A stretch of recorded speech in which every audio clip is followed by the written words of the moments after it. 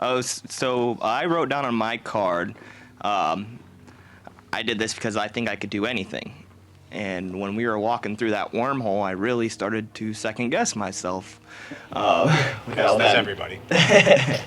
That music playing, we were all just trucking through the night, and I was hurting. I was going a little crazy mentally at that point. And I really had to dig deep and think that I really could do this. I can keep doing this, and it helped me learn a lot from just pushing through that point, because that was just the hardest part for me, is being able to battle that doubt. And that's about it. Yeah, so it sounds like you were maybe a little overly confident. Yeah. Prior to this. Yeah, and you guys should all put something or have something on your calendar every single year that scares you. One thing for the year, right? You should pick something that freaking scares you, and you should commit to it, and it should be like, holy crap, I am not good enough to do that. Like, I'm gonna have to really work in order to be able to potentially do that when the time comes. A lot of us don't do that. We live our lives with this false sense of confidence. And the only reason we're confident is because we're just spending our lives operating within the boundaries of our comfort zone, right? So that's the way I live my life, and it's great that you had the opportunity to do something that got you out of that comfort zone and really challenged that confidence. It tells me that this was the right thing for you. Yeah, that's the way I live my life, is every year there's one big thing that I commit to. And another thing about that is you have to commit to that thing like a year in advance. And a lot of people have trouble doing that because we don't know what our lives are going to be like a year from now. And like I just signed up for, my thing for 2025 is called the Yukon 1000. It's a 1,000-mile kayaking race down the Yukon River above the Arctic Circle. And it's an end-of-the-line race. Like, if something goes wrong out on the Yukon River, no one's coming to save you. There's nothing up there. There have been fewer people who have went west of Dawson City on the Yukon River than have climbed Mount Everest, because there's no one out there. And like, it scares the crap out of me. And my partner for the race is paralyzed from the waist down. Like, yeah, that adds a total next level of difficulty. He'll be the first person to ever do it that is paralyzed. And I have to support him in that, right? So that's my thing. And like, every year you need to seek out something a little bigger. Or if it's the same thing, if you come back here next year, there's tons of room for improvement. You should set a standard for next year. If you come back to the ROP course, you should set a standard that kind of scares you. Like, no, this is who I'm going to be this year. Like, and I know I'm not ready to be that person, but I'm going to get there. So I'm thankful you had the opportunity, man. I appreciate the opportunity.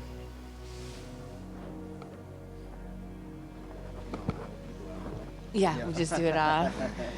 Well, this is sitting here today, this is more than I ever thought that I would do. I'll be quite honest. I don't think I've ever been challenged that hard, physically, other than having children. So it was very eye-opening for me. I had lots of doubt the whole way through. Part of it because I've never had an experience just to even say, oh, that's similar to. But I know it was the people that surrounded me and gave me great advice and gave me Tylenol and helped me up when I fell down that really pushed me forward. And having my boys here too, and my husband, but I was kind of mad at him. I won't even lie, like, wow, what did you sign us up for? But having my boys here supporting me as well really made the difference. So I really come away with, it's all in your head. I got real bitchy there for a minute, and it was all in my head. It was all in my head, and I knew it was, because your feet hurt too, my feet hurt too, everybody's feet hurt, so what else you got? You know, just shut it down. Don't even continue with that. And I'm with you guys when, as far as the conversations that went on, that really kept my mind off things, and listening to all of you and your stories really made it just kind of fly by. But I will say that it definitely inspires me to do more like this. It was a good experience. Very good for our family. Very good. Yeah, I was super impressed that you kept showing up, because I was watching you, and early on, obviously everybody else here knows you were hurting, and you went through a low point very early on too. Like, and so it was really awesome to see you keep showing up. I would say, if there's one single thing that I saw in you that you could specifically improve on, it would be your ability to stay present in adversity. So I kept sucking you into the conversation of how much more time do we have left. Right. You kept looking for the sun. I did. And it wasn't the sun. Please. So there were so many things that I saw in you where you were looking way too far ahead instead of being present in the moment. And the ability to stay present in the midst of adversity is a real superpower. Obviously, when you have the space and capacity to look forward, you have to have somebody to look forward, and you have to kind of look at your schedule in the future and stuff like that when you have the capacity to do that. But when it gets hard, the ability to just be where your feet are and just take the next step. And that is true. Remember, I was all about the incline. These inclines are so huge, and my hip is hurting so bad. And then it was, I can't look at where we're going. I'm going to stay right here and memorize her shoes. That's all I did, was look at her shoes. And I know I stepped on them many times. I felt so bad. I kept getting her with my sticks or my shoe myself. But it really, that is absolutely true. Yeah, that's that when I focus just on moving the feet, don't worry about what's up there. Just keep going. Yeah. Then it's all flat. Yeah. You know? And people ask, like, how do I do that? Well, it's really simple. See, nothing's complex. Anytime that somebody's trying to teach you some principle, some mindset tactic or something that's super complex or it's hard for you to understand, it's not true. It just might sound good. Everything's simple. When you have to be aware of your thoughts. Like, you have to be aware of where your mind is going. And when you notice your mind, when you notice the fact that you're looking for the sun and you're looking too far ahead, it's as simple as just, I literally tell myself, no, Chad, like, be where your feet are, stay present. Like, I tell myself that out loud. It's literally that simple of how you correct it. And you have to do that over and over again. But there's a race called the Mid-State Mile. There's a documentary film on Amazon Prime that you guys would probably enjoy watching. It's called Just 1 Mile. And this race is called a last man standing race, where you run a loop and 100 runners show up and you run the same loop over and over again until everyone else quits and only one person's left. And so I won that 2 years in a row. And well, the only 2 years I ran it, I won it both years. And everybody, is like, how do you do that? The second year I did it, I ran for 34 hours straight. And everybody's like, how do you do that? Well, the answer's simple. I have the ability to stay present longer than anyone else there. My goal, I learned this in SEAL training, my goal every day in SEAL training was just to make it to breakfast. That was it. That was my goal. And I mean, how many of you guys have had a day that's hard enough that you need to make it your goal just to get to breakfast, right? You're going to have those days, man. And the number one reason people quit is they look too far ahead. That's the number one reason people quit a marriage. It's the number one reason people quit SEAL training, the ROP course, a business. Things aren't going the way that they want them to go in the moment. And they look too far ahead and they say, I can't continue with this amount of frustration or uncertainty or pain, and that's when they quit. Every single person who quit SEAL training, we started with 300 guys and graduated with about 11 at the end of 6 months. And every single one of those guys had a moment where things got really hard, right? And they started looking for the sun. And they thought that sun's never gonna come up, and it's really hard right now, and there's no way I can keep doing this. Well, if you just keep going, things are gonna change. You know what I mean? So that's the one thing I think you should work on, Sarah, that could really take you to the next level. Thank you. Boy. All right. Oh boy, that's right. You go, Ken. The turtle man. I love it. You'll be on my Instagram story later today, by the way. You're gonna be famous, Ken.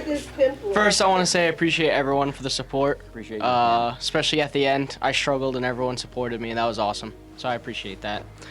I walked into this wanted to break. The reason why is because probably my entire childhood, my teenage years, Justin called me the master of excuses, king of excuses.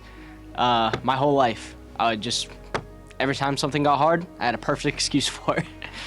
And probably over the last year, I wanted to change that, and slowly got better and better. Took some time, and this was like the ultimate challenge, where it was just like, I have zero excuses for myself. I just got to keep pushing and pushing and pushing. And I was really looking forward to this for that reason, because I wanted to prove to myself that I can go past my limit and not make an excuse for it and just keep going. So yeah, that's my reason. And I love it. Yeah, That's where that came from. That's where that came from, is to just not make an excuse for myself and just love it. You know, the interesting truth about excuses is you're the only one that believes your excuses. Yep. And it's really funny, man, because you convince yourself that your excuses are true, and but like everyone around you knows that it's not true. Like everyone around you knows that your excuse is a lie.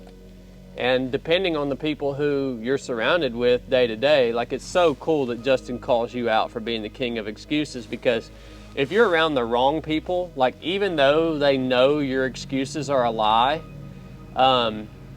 they're just gonna go along with it because they don't freaking care about you, man. Yeah. But next time you have an excuse, just remember that you're the only one who believes it, and everyone around you is looking at you thinking how silly you are. And it was the same with Anthony this weekend. Like, we all knew that Anthony could have went further if he would have, again, asked for help, if he would have gave his pack away. He might not have been able to make it to the very end because his hip could have potentially collapsed, right?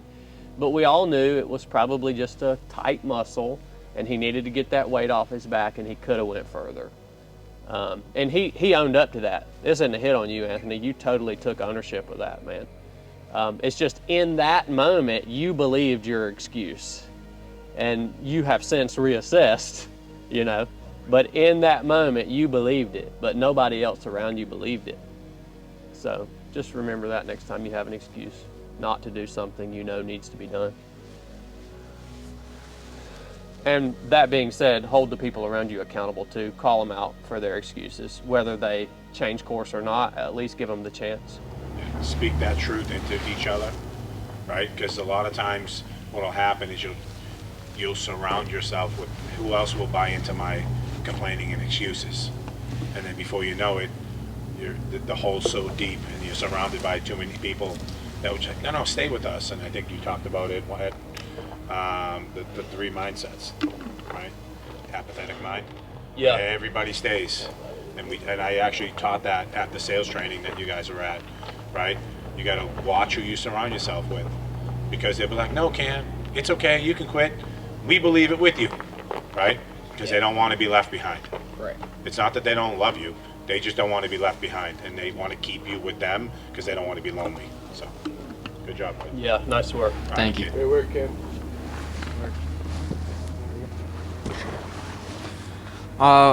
When I came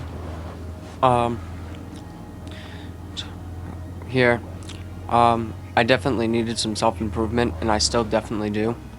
I'm really not good with keeping my head straight and sticking to things, I often get distracted and I often just stray away from whatever I'm going to do. And I thought that coming here would change that. And I thought that having like the opportunity to just be alone and isolated, not so much isolated, I mean I have all of you, and I was appreciative of the advice I was given and the talks I had, but I felt like I just need to stray away from myself a little bit, and just because all I do is just like pretty much make excuses, and when there's hard stuff in front of me, even if I know it's the better thing to do, I always struggle with doing stuff and keeping my head on point of what I'm supposed to be doing and keeping it that way. And I haven't been too good with that. I'm hoping I can improve. I know I can improve. And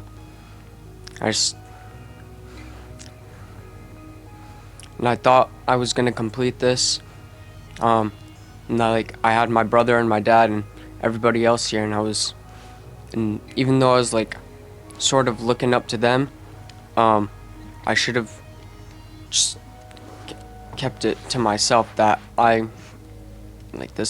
quitting's not an option. And even though I felt like it had to be the option at the time, because I was just taking a toll on my emotions at the time, it wasn't the right decision, and I regret it. And it's definitely something I want to come back and complete. And I definitely want to get my head straight.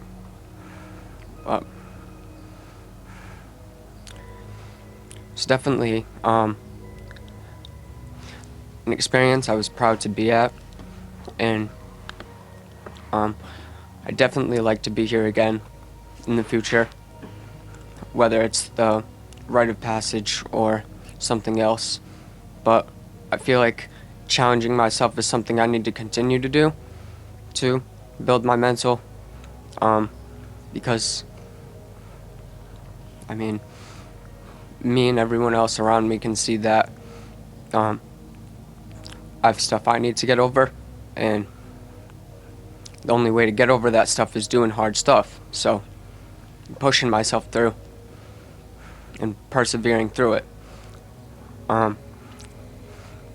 which at the first stop I really was in my head, and then I saw the people around me and my swim buddy and how they needed me, and I felt like I could have kept going. And I know that after the second one I could have kept going, and I don't know why I didn't, or I didn't because I just told myself not to. I don't ever want to do that again. So.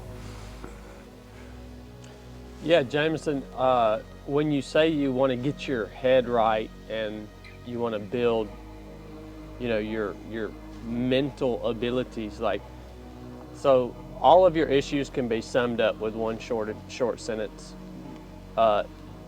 You allow your emotions to lead you. And emotions are terrible leaders, right? And that's exactly what was happening, man. And by your emotions, I mean how you feel about something. But let me give you a tip. This life does not care how you feel. Doesn't care. It'll just flat out crush you. It doesn't care how you feel. And so, that is the key, is, yeah, you're still going to feel certain ways about certain things. We all have emotions as human beings.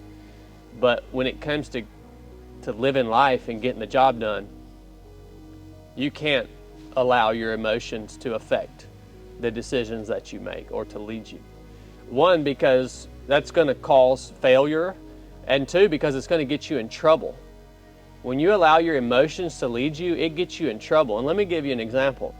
When you allowed your emotions to overcome you and you started talking to Rob the way you talked to him, do you realize that he could literally pinch your head off? No, I'm being serious. Like, if Rob would have punched you in your face in that moment, I would have let it happen. I would have let him stomp you into the dirt, and I would have stood there and watched it. It's something that I deserved. I shouldn't have talked to him the way that I did. Yeah, exactly. But you allowed your emotions to lead you, and you could allow that to happen one day, and it happens to the wrong person, and they will kill you. Yeah. And so that's a very extreme example. You know what I'm saying? But it's also a very something that actually has the potential to happen. And so, yeah, man, next time you start feeling those emotions come up, just tell yourself, hey, man, this life doesn't care how I feel. And yeah, I might feel that way, but like it's not real. It doesn't matter. I still have to do the right thing. So yeah, you could sum it all up with that, brother. Yep. I just want to point out that when he was moved to the front, he led. Well, So the led well. Yeah. Like, you went from stomping your feet, and I think his shoe fell off at one point in time, to putting him up front, and the kid just turned on. You turned on. Remember, that's inside you, absolutely. right? You hear that, And right? everybody in the back's like, dude, he's checked in. Yep. Right? So it's just you just getting control of what he was just saying. Just check in. And then you just led. I was like, man, he probably could run this. Just run the whole course. Right? Remember what's inside you. It's strong. And I know your dad sees it, and most dads, maybe just mine, don't really say it the right way sometimes. Okay? But just remember, they want the best for you. So that's why you're here. So while you probably wanted to murder your father 10 minutes in, or the 2 or 3 hours waiting for the vans to come, right? You know, he had to let you sit in that poop. And he's got to let the breakdowns happen. And this, again, becomes a safe environment for you to bring your people and your sons and my daughter, who will be coming here in April, to have the breakdown, because it's a safe environment to do so, to then put you back together and speak words of life into you. I'm proud of you, Thank you. because you went a lot further than any of us thought you were going to. I didn't think you were going to make it past the first thing with the way the morning started. Oh, yeah. Yeah. I didn't even think he was going to get in the van. No. you That said, was a like, question. why? That was a question too. Before we had come downstairs, like, so like around like 4 in the morning, when we had all waken up, we're gonna come downstairs. Me and my brother had a talk, which really hit me, because I'm usually like,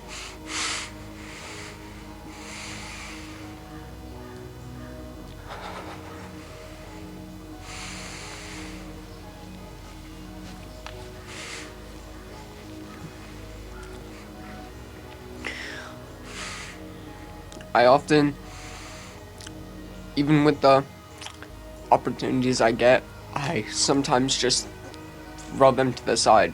But and at the time, I really didn't want to get in the van. And I was on the phone with my mom. She was giving me some not so good advice about just like quitting and not starting in the first place. And then when I had that conversation with Cameron and my dad, it kind of clicked for me a little bit that they asked me to do it for me, and that they knew that this is something that would be good for me, and I need to discipline my mind. And that I need to stop self-doubting, and because I have people that care about me, and I know deep down that God cares about me, and I'm living for him and everybody else, and to make this world a better place. So when I get in my own head like that, I just need to learn to shut it down. And I appreciate everyone's advice so much, and I'm really happy that I had the opportunity to come here. It definitely opened my mind a lot. I'm definitely going back with some information that I'm definitely going back with some decisions that I know I'm gonna make. I definitely know I wouldn't have made before, so I appreciate being able to learn from the people around me that I can tell myself that I can keep going, or I don't have to do something, or I have to do something, because if I don't want to, or I want to, it's just as easy as controlling myself, and I need to learn how to do, or I'm going to do that Good job, man. from now on. Nice work. Proud of you, man. Thank you. Proud of you. Thank you, that from guys. the bottom of my heart, man. You're a soldier. All right, there's that. I love you, kid. Love you too. So, I'm an emotional man, and I trying to get that under control. So Yeah, it's well, I mean, hard. there's a time and place for emotion, right? Yeah. I mean, we can, and this is the time and place. If that stuff comes up, it's all good, right? It's in the midst of battle, like it's when the job has to be done. That's when we have to control those emotions. Yeah. Yeah, sure. So, I want to say thank you to everybody. Thank you to everybody for staying inspired, staying motivated.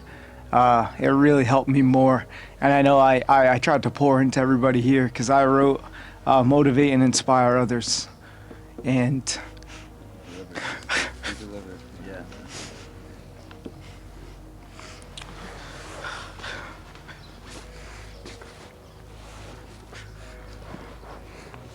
so, the other thing was to be more confident. So, to Chad's point, what you just said, like, I want to level up, challenge myself to prove that, like, I'm too confident right now. I gotta break it up. I gotta do something harder. I gotta keep going. And I push my boys to have that same mindset, to just find where the levels are and just keep going. And I was beat to shit, man. At the end, I really was. I beat the crap. I'm sorry to swear. I was beat down. I was beat down pretty good, and I found my motivation by inspiring others. And I listened to what you guys were saying about the hydration, about I wrote everything down. I reviewed it. I prepared, and I prepared with socks for the river. I know you tried to get in my head once by saying there's another river to cross after I changed my socks, but I was prepared for it. I was prepared to do this wet. I was prepared to do this in the water. It didn't matter. In my mind, I was marching forward, and I wasn't looking up, and I caught myself looking up at the sun a few times. I caught myself like listening to some of the, that foot thing over and over again, the wormhole, man. I held that turn as, as a badge of honor. I held everything as a badge of honor. I wanted to finish with each one of those things and carry that burden for this team like that. That was what I was doing. I wasn't thinking about myself at all.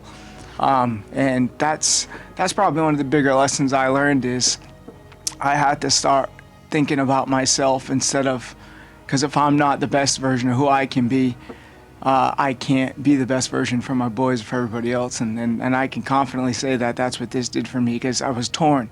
My emotions were, one of my sons needed me to be super confident, super driven, super, on top of it. We're finishing this thing. My other son looked me in the eyes and he was crying and he was emotional and he's like, I need you, Dad. And I was like,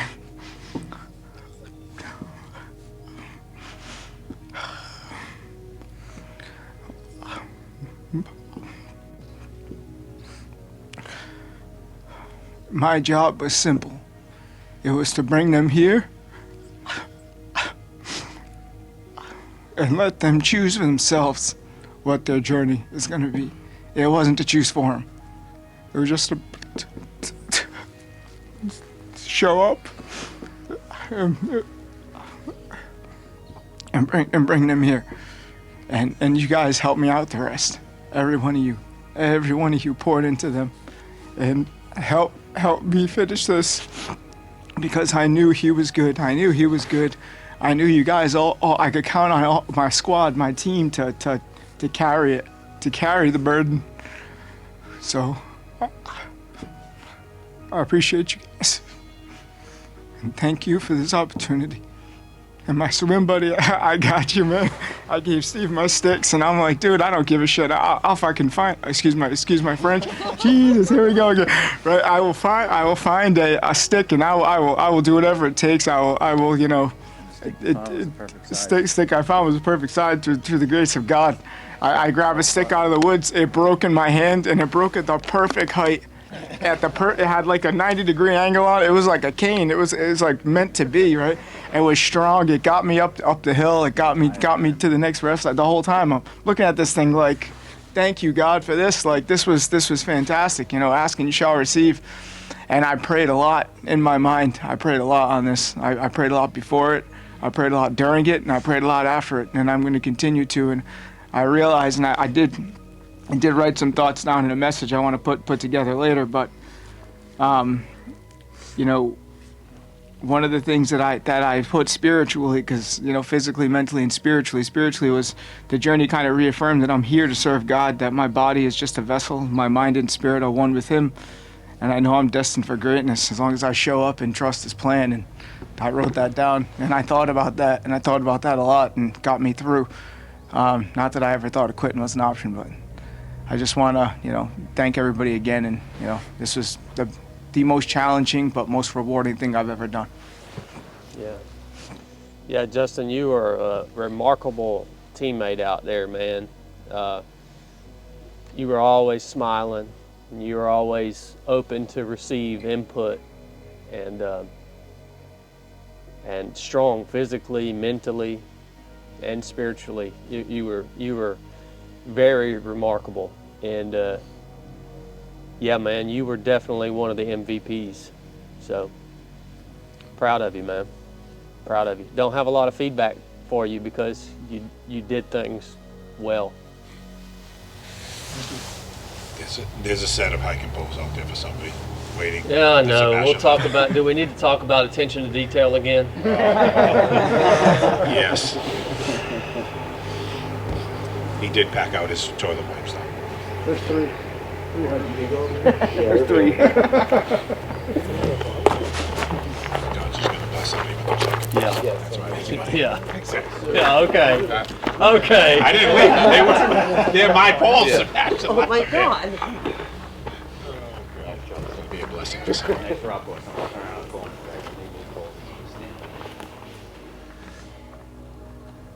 Oh, let's see. So my number one on the why yesterday was, I guess, to find my own limitations in order to more effectively, better serve others, and lead others. And just quick story. Yesterday, I got back to the room, took a shower, hobbled across the parking lot to the Waffle House, and there's nobody in there. They're excited to see one customer, and I open the door, and she's like, "Has there been a car accident out there, or what's?" Oh my God. So I said no. She said, "You all right?" And I said, "Yeah, I just walked 45 miles in 24 hours in the Georgia mountains." And she's like, "What?" So anyway, as I sat there thinking about what I had just said, it just kind of became more real to me as I talked about it. And the point of that being just the power of teamwork and through, I don't know, or I feel like I did turn inward more than I would have liked to in the process, and would have liked to have served others, and really ended up being just just received so much help from everybody, whether it was water, or Allie holding my sticks, or somebody getting me a snack, or just the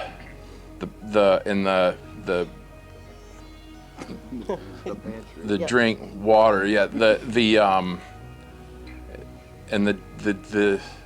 it's cool, the design of that course where you always have to stay moving. It creates that environment where you can't do everything yourself. There's just no way. So too many micro lessons to run through here, but where I wanted to maybe pour into others, I feel like I was poured into more so. And then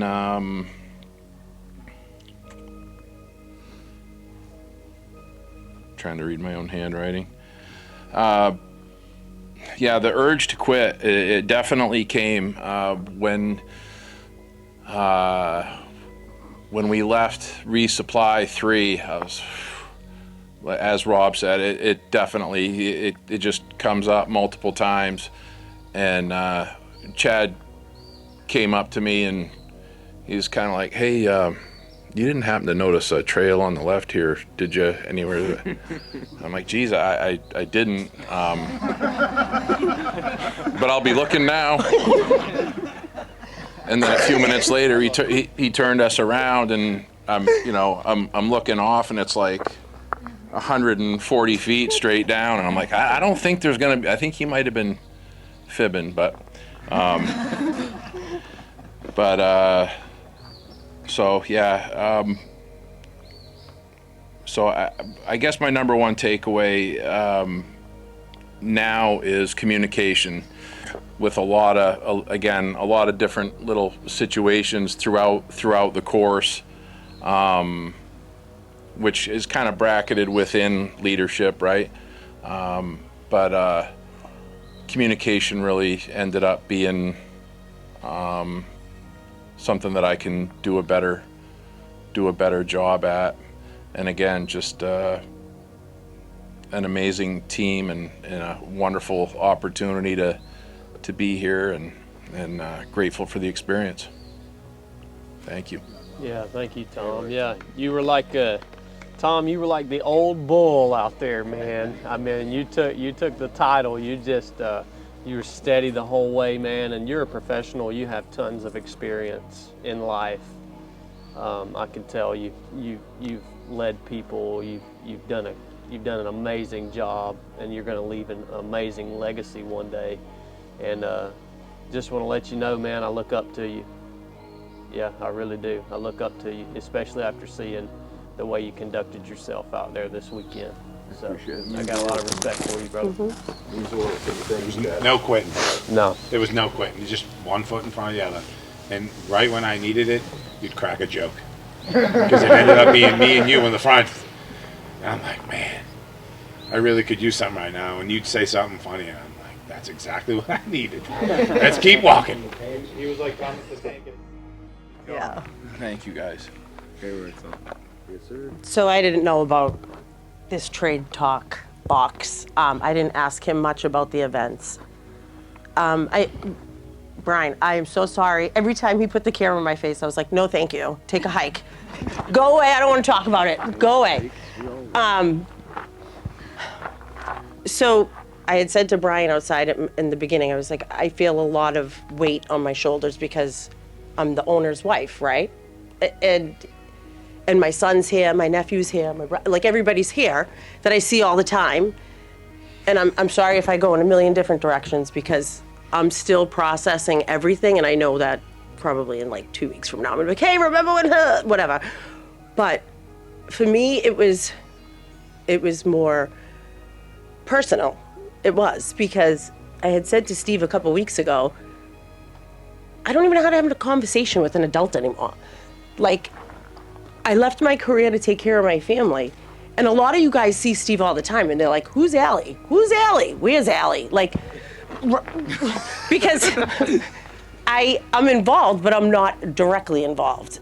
And honestly, I've said to him before, like, I've never done an event like this. We've done other events, like I've walked on fire, walked on glass, I've done all these things, broke the boards, like we've done all that stuff. But like, I really didn't know what to expect. And I was kind of on the fence about even coming at all. And at one point, when I finally said to Steve, I was like, I want to do it. And it was after the conversation we had that I was like, I don't even know what I bring to the table anymore. Like, I hate cooking, I hate cleaning, I hate doing laundry all the time. Who grows up and says, I want to be a stay-at-home mom? Not me, that wasn't me. I knew that I wanted to be a nurse and I wanted to help people and I wanted to do big things. And I don't know, maybe because Steve is so successful and I feel like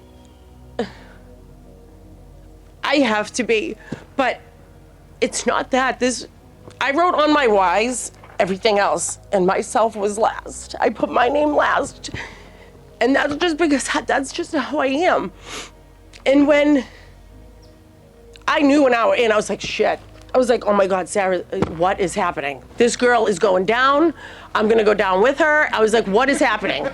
Like, what did you set me up for? And then I realized I had the whole team, the whole family on my team. I was like, oh, we are all going down. We're all going down. Surprise her. And I was like, and I felt that burden too, because then I was like, oh my God, if this team goes down and this kid's crippled, I was like, me and Chris, like he couldn't even walk. And I had Joe and Steven and I just felt, I also needed it as an experience to bond with my son because my husband gets to do all these things with the kids. And I don't, and I knew I needed something to bond with Steven.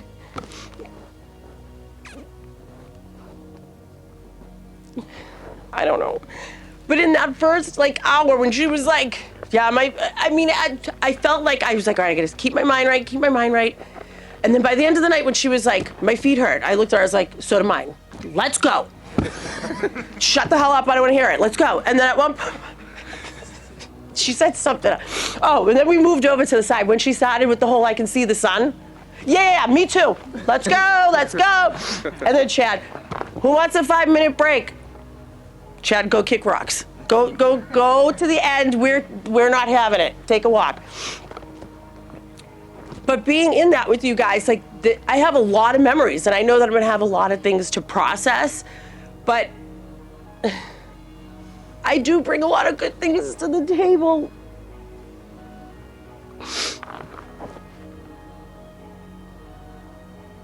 And I know how to have conversations with people, and I know how to make sure people are good.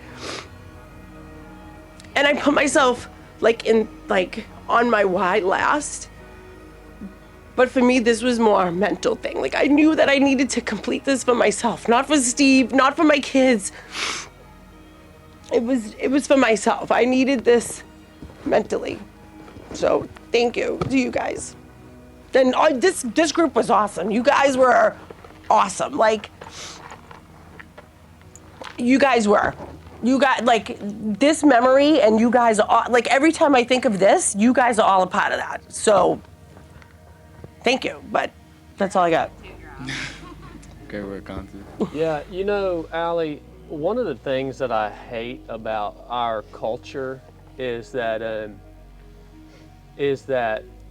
our women don't get the credit that they deserve, and the men that make a bunch of money and build things and they get all of the credit, and it's our women are actually the ones who drive it all, and the things that you have done with your life are so, in terms of raising your family and all of the sacrifice that you just shared with us that you've made, it's holy crap, dude, like, it makes me look at my life in SEAL training and ultra marathons and all. I'm like, well, that wasn't that hard. you know what I'm saying? And maybe you haven't been told or reminded that what you have spent your life doing is like mind-boggling to me in terms of the selflessness and sacrifice that you've made. And now it might be the time for you to be a little selfish. Like, it might be time now, because you've done great things for others. You've made an eternal impact on the world that's going to get carried through generations. And now it might be the time for you to be selfish and like lean into that. Right. Lean into that, I know man. that. I've said it to Steve. Like, those have been the conversations Yeah. lately. Take A full, lot. Take full advantage of that. Man, our women are so strong. I don't know how many of you guys are married, but I never worry about our women on the ROP course. I know they're going to make it. I don't worry about them. And just a reminder for you men who are married, you think that your job as a man is to provide and to protect and to do all of these things. No. Your job is to help lead God's daughter home. Like, the Lord has given you His daughter, and your job is to make sure she gets home. Like, to love her and to encourage her and to give her everything that she needs, and to take her struggles and her difficulty upon yourself. So we are, as men, called to love our wives with a very unique love. We're called to love our wives as Christ loves us. And that's one of the most unique portions of Scripture, is when we're called to do that, because there's another verse that says, no man has greater love than he who lays his life down for his brother, right? So he's saying that the strongest love that a man can muster is to sacrifice his physical body for his brother, right, in battle or something like that. But like, when you're called to love a person with the same love that Christ loves you with, that means you're being called to love that person with a supernatural love. Not only is it your job to sacrifice yourself for her, but it's also your job to take all of her issues upon yourself and deal with those, including dealing with your own issues. So like, that's our purpose. It's not to make a bunch of money and to build a bunch of stuff, and like, that's not really it, man. It's a powerful thing, man. You guys, your marriage, your testimony, your sons, it's a powerful thing. And I know you were the driving force behind all of that. So give yourself a little credit and be selfish moving forward. You earned it. Thank you. All right, so I'm going to try to get through a couple of points without getting too jumped up.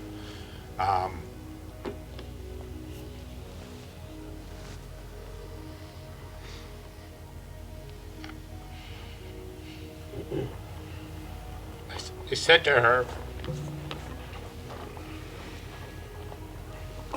why I do these things is for them.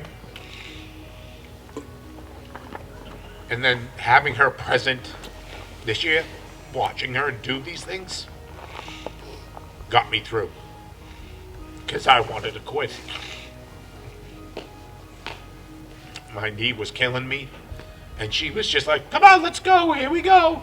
You know, just watching her lift all of you guys up. Watching her grab Sarah from us going down the hill. I'm like, This girl's a beast, right? Just watching her interact, and I just kind of laid back, other than my son telling me that I tell stories. Come one, come all, right? I tried to lay back to just, and this goes back to what you talked about earlier, is, while I think I'm the leader, she's the leader, right? And I have to give her her space to do her stuff. And for a long time, it's been me out like a conqueror. Let's go, here we go, and yeah, she gets lost in that stuff as a mother. And we had went to dinner before, and we're sitting in the Capitol Grill, and she's bawling her eyes out at the table.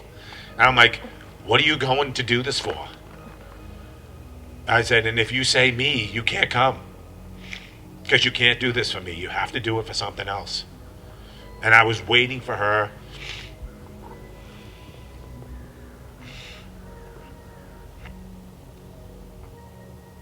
I was waiting for her to say me, because I could see her breaking. And sure as shit, at the table, our eyes welled up, and the waiter's coming back and forth. She's like, I can't believe I'm doing this. I'm like, just talk. He don't care, right? And it just, tears start streaming down her face, and then we start talking about that. And I don't think she had a problem talking with any of you guys, right? No. And just watching her in her element, and like being a mother and being a nurse, like she was taking care of everybody in little which ways, and telling Tom that all she wanted to do was brush her teeth, and then Tom serving it up, serving that joke right back up to her. Just watching her, like, I'm in awe of you. Thank you. Love you too. Hey, babe.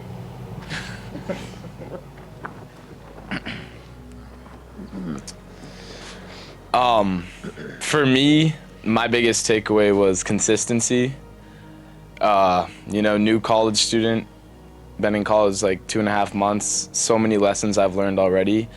And, I wasn't planning on coming on this trip since I completed the ROP course last year.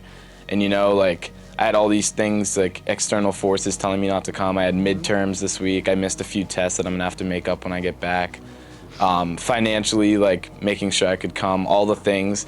And I told my mom, I'll do whatever it takes to be here. I was like, you can take money from my bank account. I was like, tell Uncle Steve-O I'm in. Like, I want to see my name on that roster. I had cousins, brothers who are here, and then on a personal level, like, again, I was looking for the consistency, and like the rent's due every day. Like, me completing it last year is insignificant at this point. If, like you said, if I'm not challenging myself and breaking those limits, like me crossing the finish line last year is meaningless. And really, these are all things I've learned in the last 24 hours, because I came into this thinking, I know what it's like to cross that finish line. I know what the steps are. I know when the checkpoints are going to be, and this should be a walk in the park. I know I can physically do it, but I was wrong.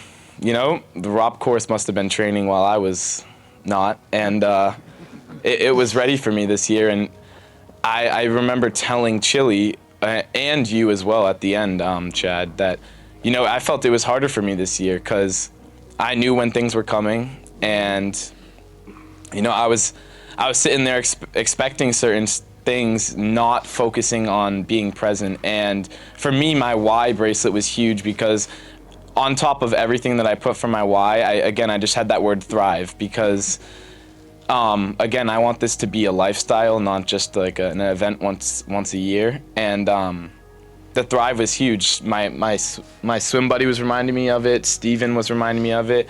And like there was like a few moments that I like, every time I found myself getting in my head and realizing like, oh, I feel the way I did last year, I'm trying to be better than that, I would just ask for the burden block, like ask for it. And it's because it's like, what did I not have to do last year? Last year I didn't have to carry the burden block, and so you know what? Give me that burden block. I'll take it. And that's what helped me, because when I had that block, I was thinking about other people, thinking about the team. So yeah, consistency is my biggest thing, because I have so much time freedom at college, and managing my time is like the most important thing I could possibly do. So the showing up every single day, building those small habits is my goal to bring home and keep pushing, you know? Yeah, no, that's good, Sebastiano. Consistency is huge, man, because you have to have it, because the reality is the only way that this becomes, you called it a lifestyle, you could also say the only way that these things become your default reaction to adversity in life, the only way they become your default is through repetition. And so obviously you guys all see me, you know a broad overview of what I've done in my life, but what you can't see is literally the hundreds of thousands of repetitions that I have, and the millions of miles that I have traveled, and the hundreds of thousands of dollars that I have spent to be who I am today. And that has, like a foundational element of that has been consistency for me over the last 15 years of my life. And you got to have it, man, and you got to be committed to it.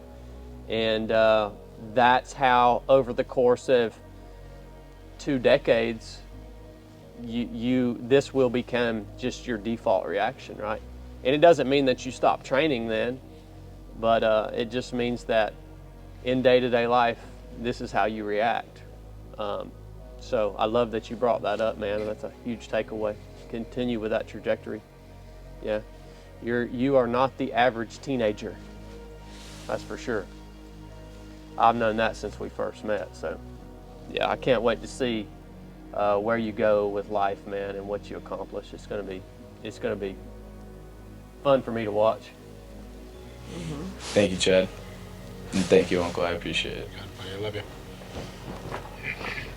Go, Steven.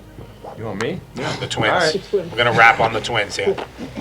Steven's really Joe's kid. No, I'm not. Yeah. So I obviously came back. I wish I had an uncle like Joe. Me too. I was about to say he was a great swim buddy. Let me just say that right now. So thank you. I came back this time for redemption, and I feel like I met that. I completed it. I wrote on my armband, thrive and persevere. I feel like that's been the theme this whole time, is just not surviving, is also thriving. I feel like I did that, and then towards the end, like when we were walking down the hill, that's when I started to not want to do this. I was like, this is terrible. But the majority of the time I felt present. I was doing pretty good. I was really trying to just pour into other people. I was in pain. Everyone was, but suffering is optional. I was talking to Chad's mom, and she asked me, what's different this time around? And I said to her, it's just mostly mental for me. I set the standards a lot higher for myself after the last ROP course, because like I said, all I could think about was that, and I was like, I am not letting that happen again. And seeing my mom do it was great. She killed it. She said I looked strong at the end, and I was like, I don't know if that's true, but I appreciate it, because it really brought me up. This whole experience has been completely different from last time, and it's been each time it's amazing. Yeah, I can't wait to be back next year to do it, because I definitely will be with Valentino and Sebastian and whoever else is coming, because I want to see. I want to see this whole thing again with everybody. I want to see if it's any different for me, like it was for Sebastian. Now that I know sort of what's coming up. Another thing is, during the April event, Cornbread asked me if I had left anything, like did I leave pieces or anything out there on the trail. I said yes, and I felt as we were walking up until Bojangles, I was just kind of thinking back to the last event, picking those pieces back up, and really thinking about how I'm taking this challenge differently. And it really, it was completely different for me this time. Yeah, man. You know, I am so thankful for our partnership with Trades Talk, man, and you're such a huge part of that because, man, I have literally seen you become a man over the last two and a half years, Stephen. Yeah, like the first time we trained together, there were integrity issues. You know, you weren't mature enough to be there. I mean, to be honest with you. But it was good that you were there because it was way over your head. You know what I mean? And that's the only way that you grow. And man, I have just truly seen you become a man that deserves what you've earned my respect. Which, dude, that means more to me than it means to you. It really does, man. And I'm just so proud of you. That we do a newsletter once a week called Enough Said Weekly. It goes out to, you know, tens of thousands of people. And our newsletter this week, I wrote it last night before I went to bed, and it's about you guys who came back and finished this year. So if you're not signed up for that, sign up for it because it's about you guys. I wrote it last night because it's just so impactful to me, man. So good job, Stephen. Thank you. Proud of you, dude. Love you, Mom. So there's only one thing that, like, I came here for one thing, make this thing my bitch, and that's it. I'm sorry for the language. What I didn't realize is that I would inspire others through my walking.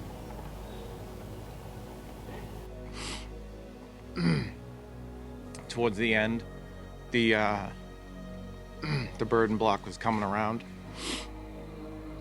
and I had so much left, and I took that burden block and I was like, it's mine, it's mine.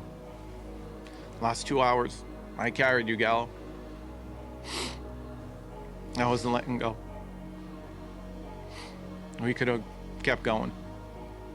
Doesn't matter.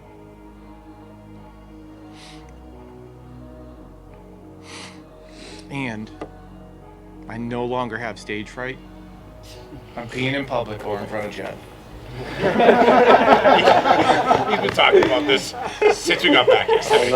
I know. I can't pee. Jen was looking. For the record, when that all passed, we could have started from the beginning, and I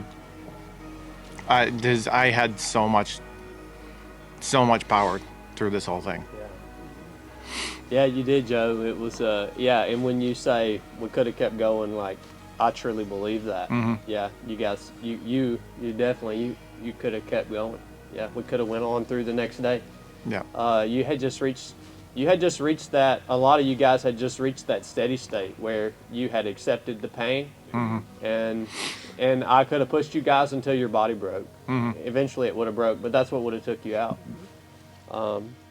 And I just hope you realize what an accomplishment that is, man. I mean, I hope you realize that there's less than, I would say less than 1% of the population in America has intentionally took themselves to that point. And it's a huge accomplishment, but it's so valuable to take yourself there because guess what? Life's going to throw something at you sooner than you want it to come. That's going to take you there, man. Right? It's going to take you there. It's going to be, it's going to be cancer. It's going to be a catastrophe within your family. Somebody dies tragically. It's going to be a financial catastrophe. It's coming. So the fact that you have been there intentionally, you got a rep in, man, and you can't even put a price on it. No.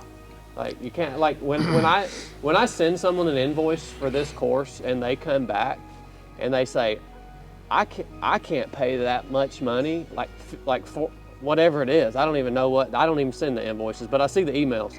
Somebody says, I can't pay for that. I'm just like, you fool. Like you don't understand, man. Roger that. when we got to the end and you said congratulations,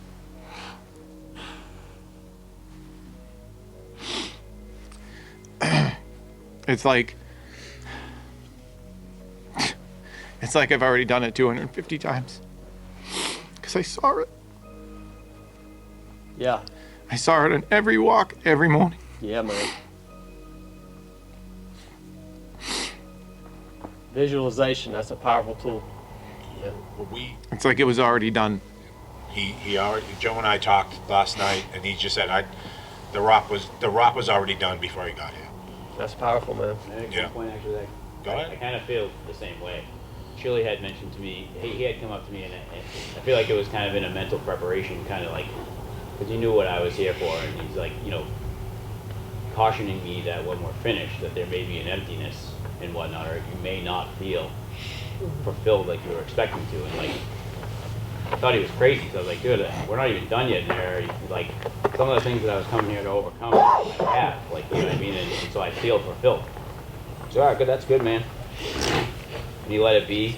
But like, he was right in a sense, because when we did get to the end, you had announced we were done, and we were just kind of like silent. It's just like, we're done. We're done? All right. And like, Steve-O had started like a little celebration and yelling, and I just didn't feel that victory celebration like I thought I was supposed to. We were just done. We had to get in the van and go to bed. It was just like weird to feel. Yeah, because you had reached that level of professionalism. Like, this is just who we are. Yeah. This is what we're doing, and professionals don't need they don't need recognition for what they do. I literally felt the same. I'm like, why am I celebrating? Yeah. I'm supposed to do this. Yeah, roger that. Yeah. Guys, we're running a little bit up on our time here. I do want to take time to let you guys, if you have any questions for me about, you know, how we run the course, why we do certain things, or questions just about anything in general, I want to make sure I have time. You guys have time to answer those. And then also, if you don't have any questions for me, if there's any way that we can improve the course and make it a better experience for the people who are going to come after you guys, I want to hear that feedback too, because I also recognize we're not perfect and everything should be constantly innovated and improved. So if you have anything, feel free to share that. So I want to take time for that. Is that a good time to do that now, Steve? Yeah, if everyone's good, yeah, let's roll. Question about the the burden blocks. Do you have enough for everyone? Like if they start dropping like flies? No, so there are only two, just the burden and the turd. I think eventually we are in the process of designing an advanced drop course, and that advanced drop course will involve some implements that are going to inflict more misery on people. That's what I'm good at. That's it. Yeah, for now it's just the two. Yeah. Because I'm thinking, I'm like, don't let anybody else drop out, because then we're all going to be carrying a freaking block. Well, and I can always tape rocks to them. Yeah, was that a spur of the moment thing, or is that the first so time you did that? Nobody's ever forgotten the burden or the turd before, by the way. You guys were the only ones that have ever forgotten it, and so I knew you guys had forgotten it as soon as you started to walk off, but I allowed you to keep walking because I needed some time to think about what I was going to do and how I was going to react to it. So while you guys walked that short little stretch, by the time I turned you around, you know, I'm thinking in my head, man, how do I get this lesson of attention to detail through these people's head? And went through some options, and then I looked down. I said, oh, I should find a rock. And I looked down, and there was that massive stone just sitting right there. I was like, that's it. And that's when Solutions are always that's when I turned you guys around. So yeah, and I thought it worked great. Yeah, that was a heavy rock. Yeah. When did you come up with the burden block? I mean, we talked about that a lot. I'm sure I don't know about other ROPs. We talked about that when we were here last year, because, you know, Rob and Anthony obviously overcoming drinking, Like that was a huge burden. Like, and not everybody on the course knew it, but it was a huge burden for me to be worried about them while they were back there. So like, what made you guys go, oh, you know what? Is it a reoccurring theme that you talked about? Yeah, the inspiration behind it was so many people would quit and say that they quit because they didn't want to be a burden upon the team, right? And so we wanted to implement something that showed them, like, no, by you quitting, you are actually now burdening the team. There's a visual piece now to it. Exactly. And a heavy piece. Yep. What are some things that, you running the events, obviously no one else is here, but what are some things you learn about yourself running these events over the course of time?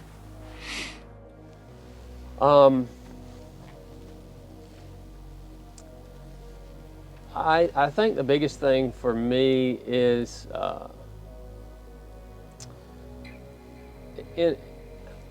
for me, this is a personal thing, but the biggest thing for me is each time I run one of these events, I don't feel like I am good enough to provide the experience that you guys deserve. And so that's my burden. It's like every time one of these, you hear it called imposter syndrome or whatever. It's like no matter how much you've accomplished, like I'll speak for myself, I still don't feel capable of serving you guys at the level you deserve. And so what that does for me is it constantly forces me to relinquish control and submit to my Father in heaven and say, Holy Spirit, will you supernaturally empower me to serve these people the way they need to be served, because I can't freaking do it. Like, I don't feel that I have the ability to do what needs to be done. And so for me, every time I run one of these, it makes me resubmit and relinquish control of because I try to do things for a long time, like depending solely upon myself and my own skills and experience, and I would just fall flat on my face, man. And so yeah, that's the good thing for me about training people and doing this on a monthly basis. Yeah. Okay. How many of you thought that you would hear that from him? I'm glad I did. Yeah. That's why I'm asking this question. Yeah. How many of you, and we talked about this, about how they put you on a pedestal because of who you are and what you've accomplished, right? Yeah. And then you're looking at us through a different set of glasses and going, look at what you guys have, right? Yeah. And somewhere along the line, we balance each other out. Yeah. We're pouring into him while he's pouring into us, which serves all of us. It gives him the ability to live in his values, and it gives us the ability to live in our values. So I just wanted to make sure that we pause for a second, to realize that and recognize what he just said, because as owners and leaders, we probably have the same thing. Why are you working with us? Why are you following me? Okay? And then every day that inspires me to show up more for you guys, right? For my coaching clients or my people on my team at Addario's. Like, that inspires me and lights a fire under my ass to get moving every day, right? Because it's easy, and we were talking about this offline. Like, he's got to be on while he's here, and then you see him playing with the goats. And then he's got to go speak on a stage in front of 20,000 people. Yeah, on Wednesday. Yeah. What kind of shorts are you going to wear is the question. I'm actually wearing my suit. I got a new suit. Yeah, I saw that. No, I got a new suit. All right. Cool. Piggybacking on that and what you just said, I've heard from your name even when I was in the Coast Guard, and I have friends that knew Chad Rite by name, and I always heard him talk about you and things that you did as a Navy SEAL, and I always told him like I want to, at some point in life, I want to get trained like that. I want to train with someone of that higher, elite military background that I can take away as much as I can. That's why I try to take this training as much as seriously as I could, because it was one of my dreams. Like, I want to make that possible. When I saw you endorsing the Trade Talk event with the rock course and stuff, I was excited because it felt like I was gonna fulfill that dream of getting trained by you. So that's hearing you talk about it. It doesn't. It feels like you're not doing your best on it. Even though that you said that, for me, you still top. You still, a dream that I'm sure a lot of people want to get trained by you, and soak as much information and as much information that they can, and learn from things that you pinpoint out and adjust those things for personally, like me, communication. Now I can work on it. Yeah. And hearing it from you, and hearing the takes hearing the tips and tricks of how can you get better at it by just changing a couple things here and there, it'll make you better at what you want to accomplish. It means a lot. Yeah, man, thank you for that encouragement, brother. I appreciate that. Thank you. And I appreciate the opportunity of doing all this. Likewise.